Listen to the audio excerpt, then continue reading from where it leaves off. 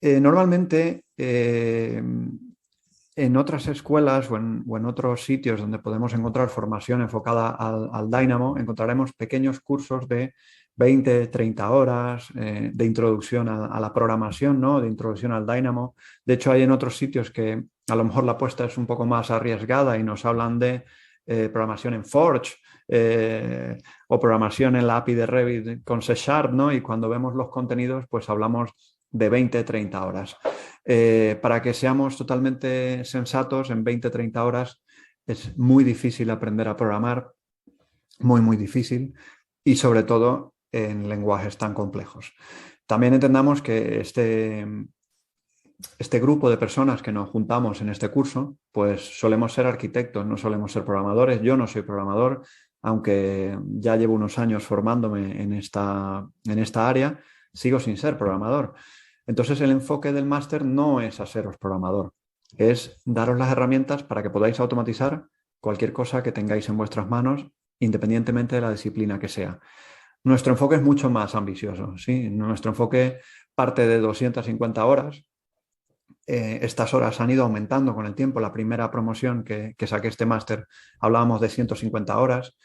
Evidentemente hemos ido ganando calidad, hemos ido ganando contenidos y bueno, y hemos también ido ganando profesores, porque cuando se empezó a impartir esto, pues solo estaba yo. Hoy en día tenemos especialistas en cada una de las áreas que también aportan muchísimo.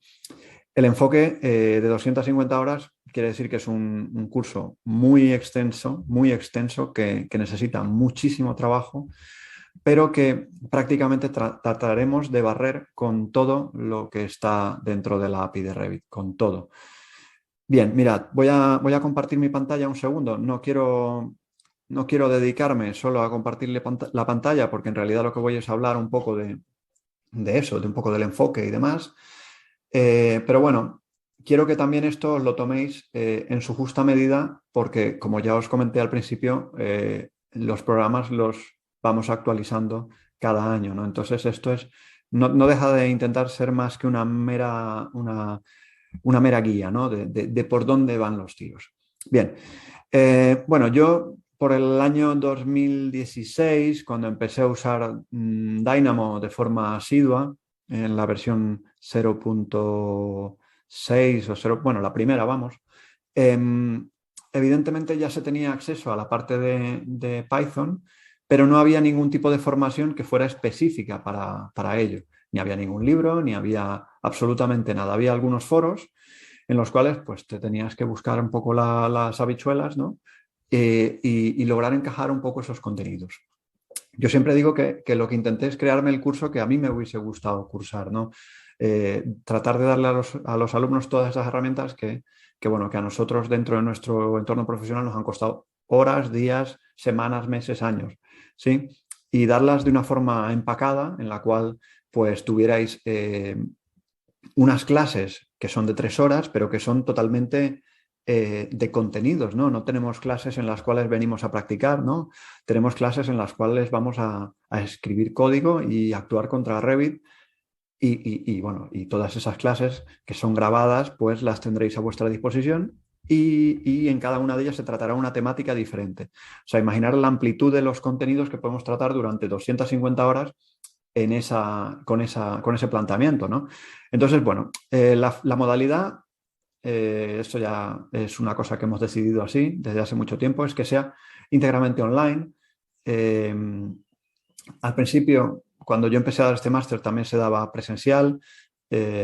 Por motivos laborales de todos los profesores que estamos dentro de esta asignatura, es prácticamente imposible la modalidad presencial, pero también deciros que la modalidad online, a mi entender y bajo mi experiencia de 7 años como profesor, los resultados son muchísimo mejores, ¿sí? Son mucho mejores.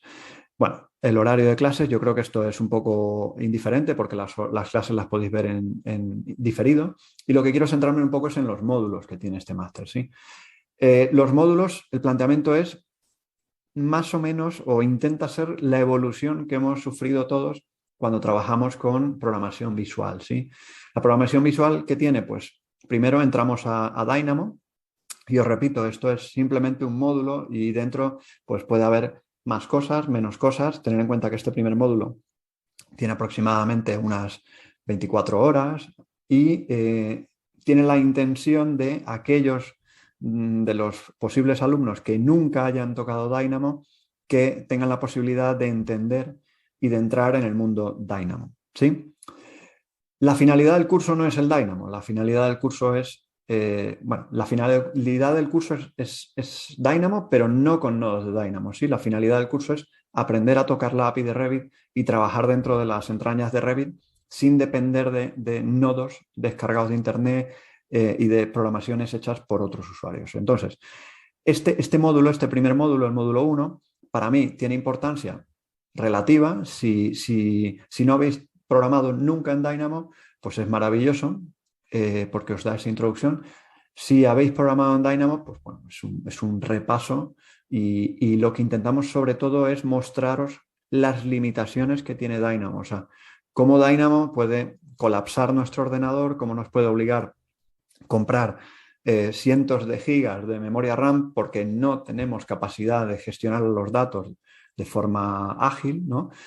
Y bueno, en el fondo, esa búsqueda del fallo continuo os demostrará, y yo creo que si estáis aquí es porque ya lo habéis sufrido, que el Dynamo tiene muchísimas limitaciones, muchísimas.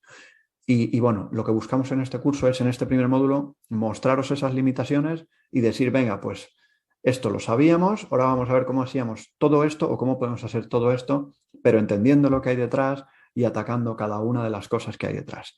Bueno, sin olvidar que Dynamo puede trabajar geometrías, trabajamos un módulo con geometrías de Revit, muy bien, pero para mí, y en estos tiempos que corren, para mí lo importante son los datos. Los datos. El BIM no deja de ser más que una base de datos y bueno, la mayor parte de las personas que trabajan con esto no son tan conscientes de la repercusión que pueden tener los datos en su trabajo diario, en la automatización y luego en muchísimas cosas más que podrían hacer con esos datos, ¿no?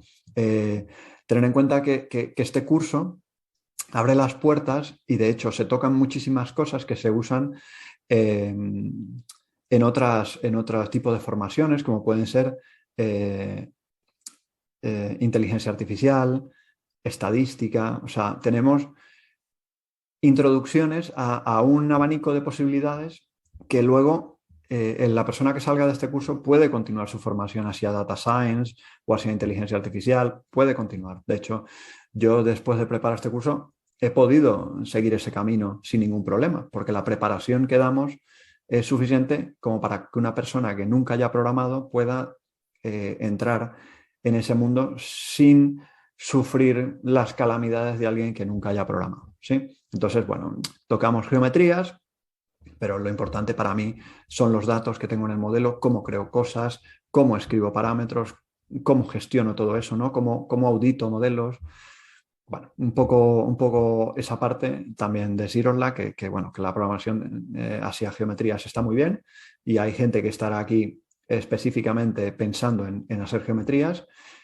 Pero bueno, para a este ámbito también existen otros programas como Grasshopper que a lo mejor están mucho mejor enfocados y que, bueno, que la intención final de este curso, aunque toquemos esto, no es únicamente esto. Dicho lo cual, he tenido alumnos que con este curso, una vez que han terminado este máster, han sido capaces de programar para Revit, bien, pero han sido capaces de programar no solo para la API de Revit, sino para la API de Dynamo, que también tiene su API, para la API de Navisworks, que también tiene su API, para la API de Rhino, de Grasshopper, solo con los conocimientos que han adquirido en esta formación. ¿Por qué? Porque todo es perfectamente extrapolable. Entonces, no penséis que tenéis una limitación, sino más bien que tenéis todas las posibilidades del mundo. Bien, evidentemente, este curso parte de una cosa muy, muy importante, que es yo voy a aprovechar todos los recursos que tenga para automatizar, todos. Y no siempre son scripts. Las automatizaciones no siempre nacen de un script.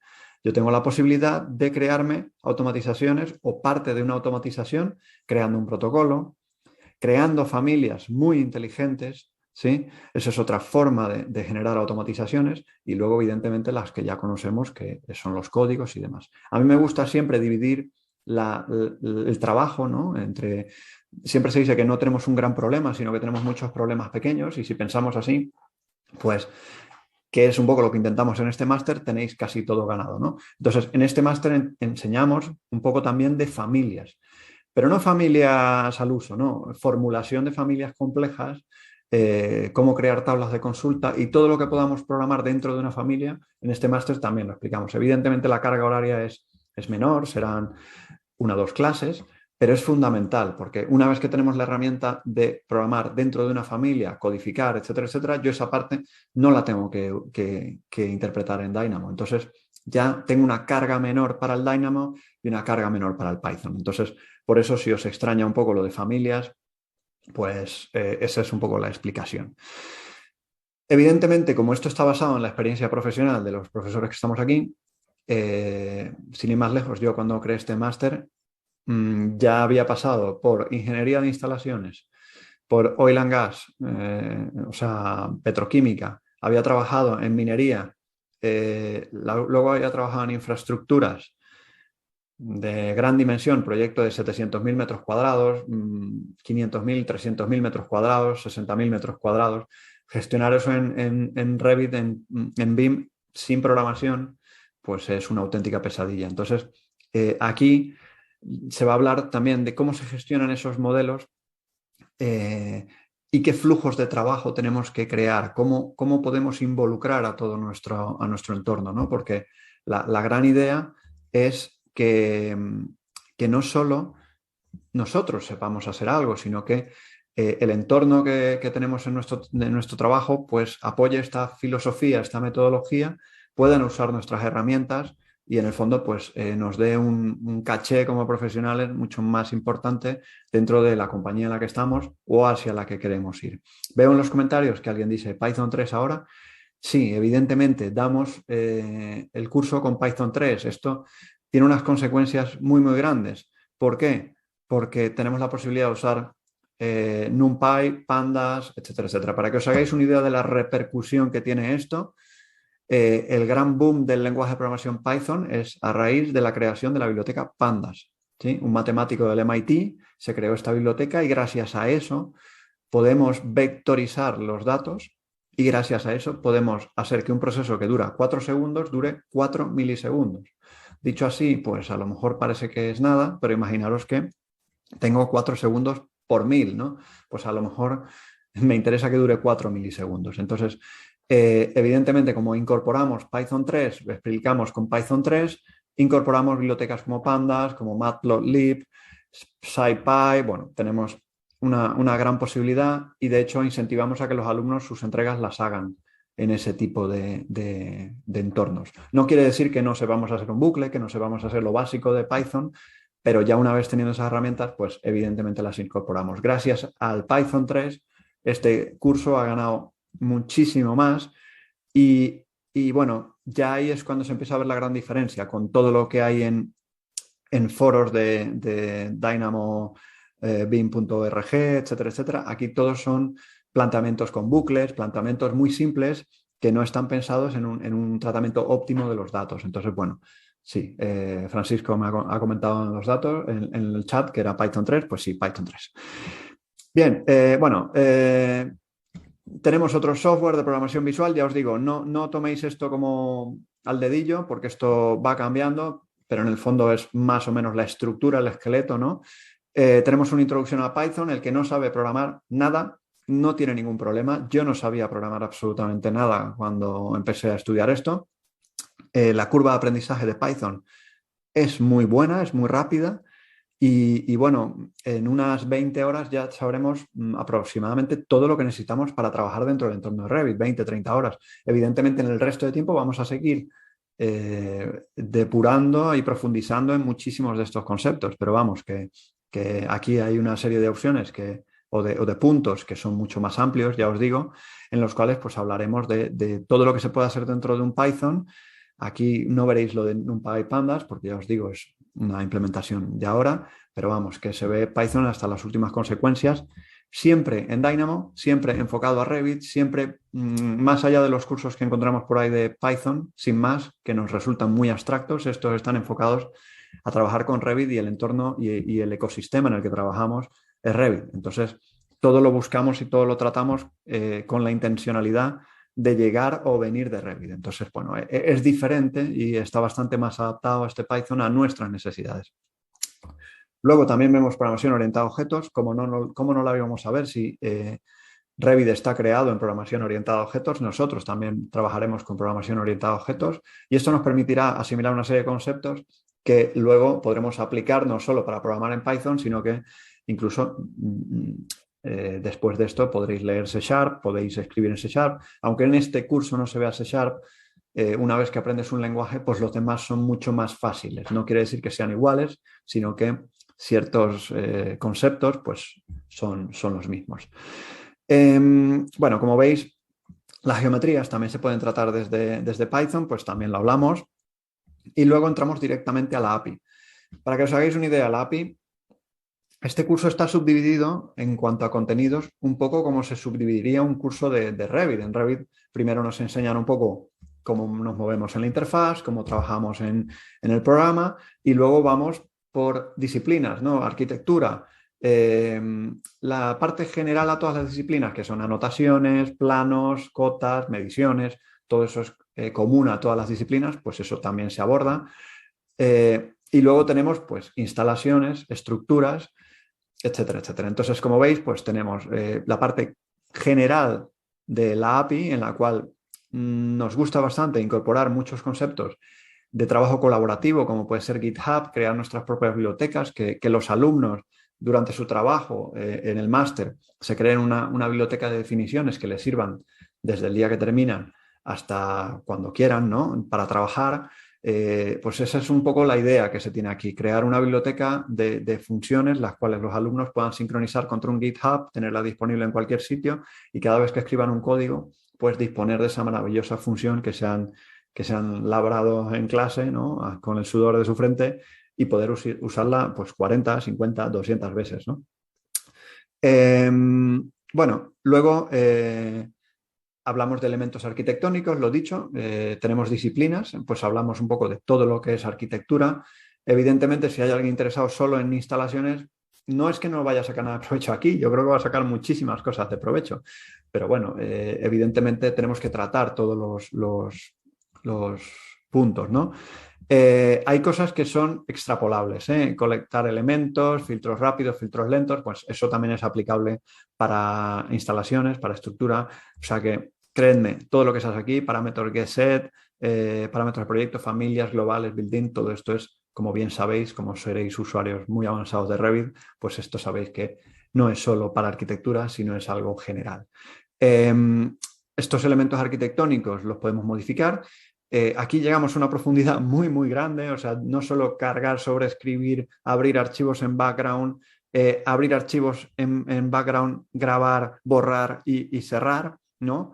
No solo eso, sino que también pues hacemos cosas que son bastante complejas como crear capas de muros, ¿no? Hacer mis tipologías de muros desde un Excel, crear familias, crear la formulación de una familia interna o crear materiales con todas sus propiedades estructurales, también sus propiedades térmicas, ¿no? Todo eso lo vemos y tratamos de entenderlo. Evidentemente, cada alumno según su perfil pues le saca mucho más provecho. Yo he tenido alumnos dedicados solo a la electricidad que a este curso le han sacado muchísimo provecho y he tenido alumnos que se dedican únicamente a la geometría que les sacan mucho provecho a estructuras, etcétera, etcétera, ¿no?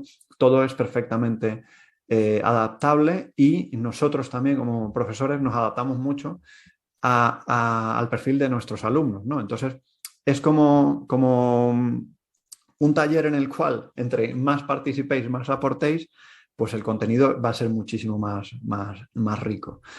Evidentemente, visualización, tratamos todo lo que es visualización, planos, creación de cotas, etcétera, etcétera. En muchos casos hasta cosas que en algunos casos es mejor o más fácil hacerlas en Revit. Aquí las explicamos todas, pero también entramos en la teoría de cuándo merece la pena automatizar algo o cuándo no. ¿Cuáles son esos niveles de automatización? Estamos acostumbrados al LOD, al LOI, pero aquí vamos a hablar de los LOA.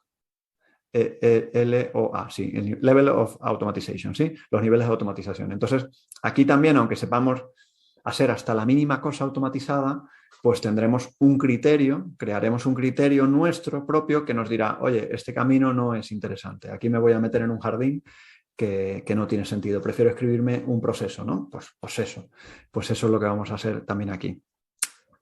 No solo eso, vamos a aprender a crear nuestras propias interfaces de usuario, si queremos hacer pequeñas ventanas emergentes que pueda usar el usuario, que podamos dejarle a cualquier compañero de la empresa para que no tenga que meterse en el código. Vamos a aprender a tocar los botones de Revit, a tocar lo que tengamos seleccionado en el árbol de proyecto, toda la interfaz de usuario o la gran mayoría, lo más utilizado, lo vamos a tocar, incluso capturar ventanas emergentes. Cuando nos salga, ¿quieres sobreescribir los parámetros de una familia? Pues que eso lo sepamos capturar en el código y decirle sí, sobreescribir todo, ¿no? Eso también lo vamos a hacer. Entonces, en cuanto a interfaz de usuario, creo que es muy, muy, muy potente. Bueno, pues como veis, también tiene su enfoque hacia las estructuras. En estructuras contamos con un perfil bastante interesante de una ingeniería que va a ser ejercicios muy, muy potentes de pues, túneles de dovelas clásicos, el típico puente, muros de contención, pero bueno, también aprenderéis a colocar columnas, a colocar cargas, a modificar las configuraciones de cualquier parte de Revit, desde las configuraciones MEP, estructuras, las propias arquitecturas, las configuraciones, tipos de líneas, todo, lo tocamos absolutamente todo. Como veis, podemos crear elementos estructurales, tanto familias de sistema como familias cargables. Analizamos todo eso. Luego el análisis estructural de cargas, configuraciones. Bueno, esto, en verdad, pues el que se dedique a ello, pues le parecerá una maravilla, ¿no? Habrá personas que nunca han metido una carga en Revit y a lo mejor no lo hagan en programación, pero oye, el tener la capacidad de hacerlo me permite trabajar en unos entornos multidisciplinares.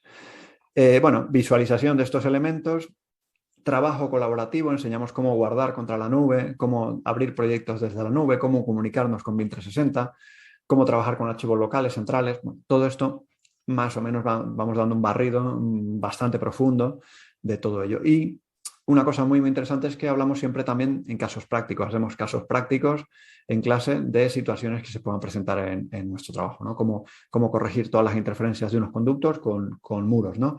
Pero no solo conducto con muros, sino todos los conductos que estén cerca, pues se van a hacer un hueco únicamente, ¿no? Entonces ahí ya tenemos que hablar de clustering, que es un término estadístico para ser ramilletes. Bueno, tocamos muchos matices, ¿no? Entonces, estos casos prácticos que son directamente de nuestra experiencia, no están por ahí en ningún lado, pues son muy interesantes porque son los típicos casos que te sueles encontrar en tu día a día. Y luego MEP. Bueno, MEP, lo mismo. El MEP tiene un mundo muy interesante, que es el mundo de los conectores, que es el mundo de los sistemas. Cómo calculo todos esos sistemas. Hay muchísima gente que no usa Revit para calcular, pero yo como explicaba Revit y explicaba cómo se calculaba en Revit, pues aquí también nos gusta explicaros todo lo que podemos hacer desde Python para configurar Revit y para generar cálculos con sus pérdidas, dimensionados, etcétera, etcétera. Tratamos de tocar todo lo que se puede tocar, porque la API no siempre está abierta, no, bueno, de hecho no está abierta al 100%, hay cosas que se pueden hacer en Revit y no se pueden hacer desde la API porque no está abierto, ¿sí? Entonces, bueno, en ese aspecto tratamos de llegar hasta lo último, hasta las últimas consecuencias. Como veis, también tenemos modelo energético, visualización y trabajo colaborativo. Luego tenemos casos prácticos y el proyecto final de máster.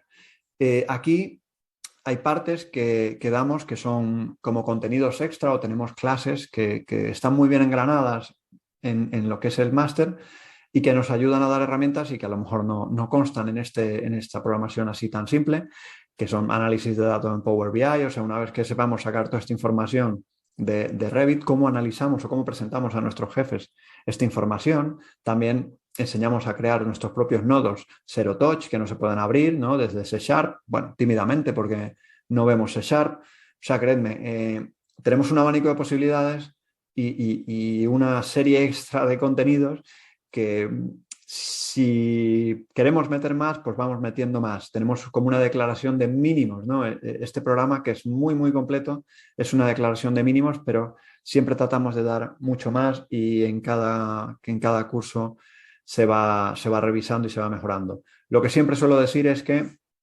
los alumnos, cuando terminan, la clave está aquí, en el proyecto final de máster.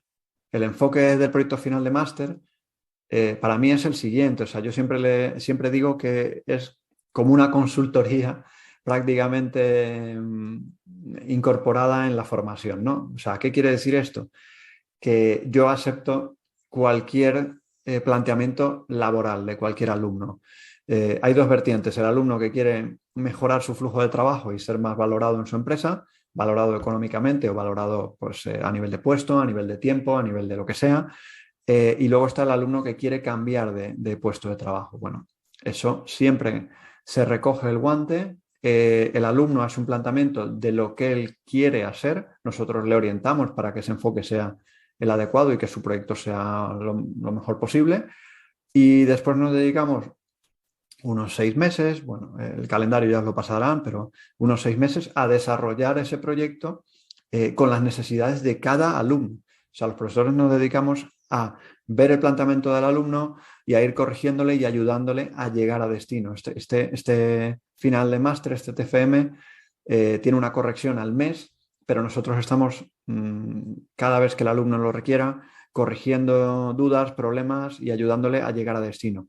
¿Qué es lo que pasa después de esto? Que este TFM se transforma en una carta de presentación muy buena y muy valorada en las empresas. Y me preguntaréis, bueno, Kevin, muy bien, pero yo me meto en LinkedIn, me meto en InfoJobs y no veo que busquen programadores de BIM, ¿no? Eso como tal no existe. Bueno, es verdad que ponen una nota tímida que dice, se valora conocimientos de Dynamo y Python. A ver, yo estoy trabajando en una inmobiliaria, que es como el negocio más tradicional que pueda existir. Cuando a mí me entrevistaron, no esperaban ni Python, ni programación, ni nada. Eh, pero yo fui con mi tablet y les mostré vídeos de automatizaciones que había hecho, de tiempo que había ahorrado, valorándole, mira, esto ha ahorrado X tiempo de tantas personas, que eso es dinero, ¿no? Y en el fondo, gracias a eso, construí el puesto de trabajo que tengo hoy en día durante la entrevista. Entonces, créanme, las empresas no suelen saber lo potente que es esto hasta que vas y se lo cuentas. Si estás en una entrevista y tu enfoque es este, llevas todas las de ganar, porque el resto de BIM managers lo que tienen son una serie de normas, libros, que son nada más que variables, ¿no? Que me pueden regir, pero que yo las puedo incrementar o las puedo implementar, perdón, en un script.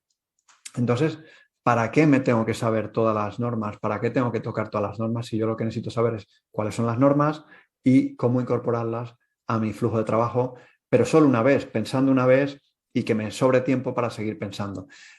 Este máster no sé si alguien lo ha detectado, pero tiene un espíritu lean, no BIM, lean, muy, muy grande, ¿no? Entonces aquí decimos que somos unos vagos muy trabajadores, que nos gusta pensar solo una vez, pero pensar bien, y que siempre estamos haciéndole favores a nuestros yo futuros. O sea, yo no quiero estar condenado a irme a las 10 de la noche de la oficina. Yo, desde luego, siempre me voy a mi hora, siempre me sobra tiempo para pensar, me meto en jardines muy, muy interesantes, pero también deciros, desde que he empezado en este mundo de la programación, a lo mejor a nivel de ingresos, pues he logrado que mis ingresos se tripliquen, que no es poco, ¿sí? Y no hablo de dar clases, hablo solo de mi trabajo. Porque en realidad, si puedes resolver el trabajo que a lo mejor te cuesta hacerlo con 10 personas tú solo, pues evidentemente eso vale. Si tu trabajo es fiable porque lo has pensado una vez detenidamente y ya no hay error humano, pues eso vale. Entonces, aquí es cuando empezamos a diferenciarnos de verdad de la montaña de BIM managers que existen. Yo creo que un BIM manager que no sabe programar está supeditado a escribir documentos que nadie lea, ¿sí? Yo creo que si tenemos clara el enfoque que queremos dar a nuestros proyectos BIM, y siempre va a ser así, pues ¿por qué no programamos eso? ¿Por qué no programamos todo lo que podamos y dejemos a los que desarrollan los proyectos hacer lo que de verdad necesitan hacer, que es usar la creatividad, diseñar y hacer edificios maravillosos, ¿no? Nuestro trabajo es facilitar eso e integrar diferentes profesionales, ¿no? No solo los arquitectos, sino poder incorporar a los ingenieros, poder incorporar a los que hacen las instalaciones, etcétera, etcétera. Si incorporamos todo eso, pues nos hacemos un perfil muy, muy importante dentro de nuestra empresa y que puede ser esa articulación, ¿no? Entre las nuevas tecnologías y lo que veníamos, el desarrollo tradicional de un proyecto. ¿Sí? Y espero veros en abril, junto con todos mis compañeros del claustro. Estaremos encantados de teneros con nosotros y nada, pues yo me despido y bueno, eso, que estéis muy bien.